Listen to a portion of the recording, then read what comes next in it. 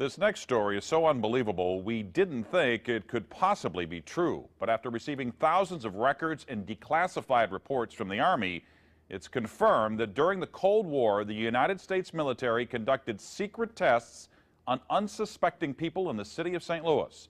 A local sociologist will make her findings public tomorrow, but she spoke first to the I-Team's Lisa Zigman. Lisa Martino Taylor's life work has been to uncover details of the Army's ultra-secret military experiments carried out in St. Louis and other cities during the 1950s and 60s. This study was secretive for a reason. They didn't have volunteers stepping up and saying, yeah, I'll breathe zinc cadmium sulfide with radioactive particles. These Army archive pictures show how the tests were done in Corpus Christi, Texas in the 1960s. In Texas, planes were used to drop the chemical, but in St. Louis, the Army placed chemical sprayers on buildings and station wagons.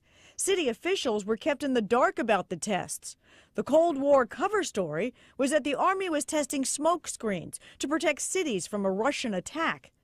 The truth, according to Martino Taylor, was much more sinister. It's pretty shocking. The level of duplicity and secrecy, clearly they went to great lengths to deceive people. By making hundreds of Freedom of Information Act requests, she uncovered once classified documents that confirmed the spraying of zinc cadmium sulfide. The greatest concentration of this compound was sprayed near the Pruitt-Igoe housing complex just south of downtown St. Louis. It was home to 10,000 low-income people, and an estimated 70% were under the age of 12. Martino Taylor claims they all unknowingly inhaled this compound morning, noon, and night so the government could measure its effects on their lungs. So this was in violation of all medical ethics, all international codes, and the military's own policy at that time.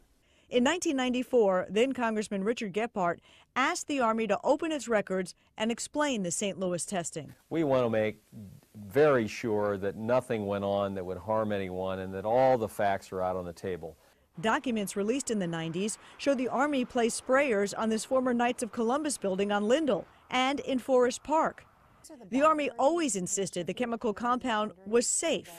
Martino Taylor believes documents prove otherwise.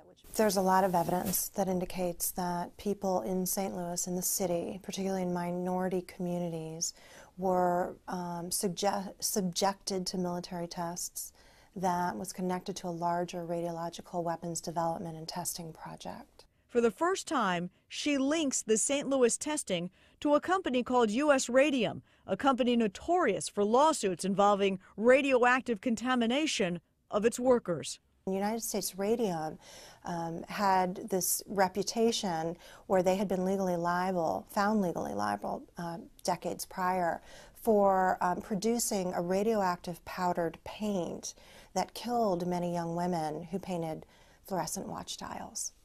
While the Army admits it added a fluorescent substance to the zinc cadmium compound, details of whether it was radioactive remain secret. Documents uncovered to date indicate the Army never conducted follow-up studies to see whether the compound caused long-term health issues. In 1972, after years of crime, poverty, and decline, the government destroyed the Pruitt-Igoe housing complex. Lisa Zigman, News Channel 5, I-Team. Now, the company U.S. Radium no longer exists. Martino Taylor has placed all of her research, including the declassified documents, online, and will link you to that data at ksdk.com. Now, she will make all of her findings public tomorrow at St. Louis Community College Merrimack campus. In the meantime, if you remember the spraying, the I-Team's Lisa Zigman would like to hear from you. You can email her at lzigman@ksdk.com.